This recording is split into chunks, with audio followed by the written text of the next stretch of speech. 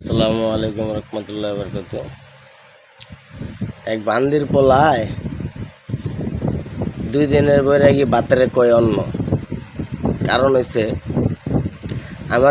আমার প্রবাসী বাইগর লইয়া ওই আগারগা তালতলা ভাত বেছে, ওই আগারগা তালতলা ভাত বিক্রি করে।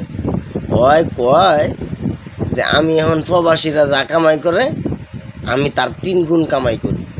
চোত মারানির পোলা প্রবাসী লইয়া কথা কবি না কইলাম, প্রবাসীরা আমার ভাই, প্রবাসীরা আমার কলিজা। ভাত বিক্রি করস কয় না হগাত নাই চাম রাধা কৃষ্ণর নাম।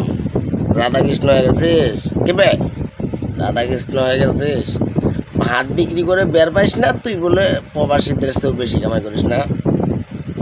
একবার না ওগার নাতি চুগার চিনো আমগো বড় ভাই বেড়াদার আমার বিদেশ থাকে প্রবাসে, ওরা রেমিটেন্স পাঠায় দেখে তুই হোগার নাতি ঠিক আছিস, আমার মতো হয়জুল ঠিক আছি।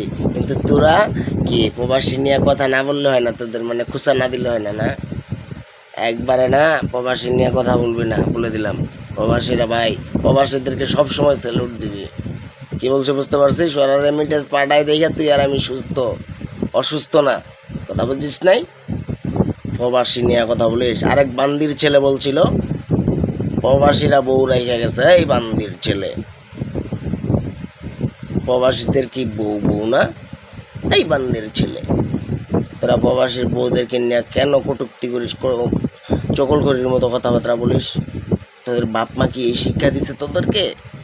প্রবাসী নিয়ে কখনো আর কোনো কথা বলবি না, বলে দিলাম। আমার বড় ভাই ছোট ভাইয়েরা, আল্লাহর কাছে অভিশাপ দিলাম তোদেরকে, যেন আল্লাহ তোদেরকে হেদায়েত দান করে। আসসালামু আলাইকুম ওয়া রাহমাতুল্লাহি ওয়া বারাকাতুহু।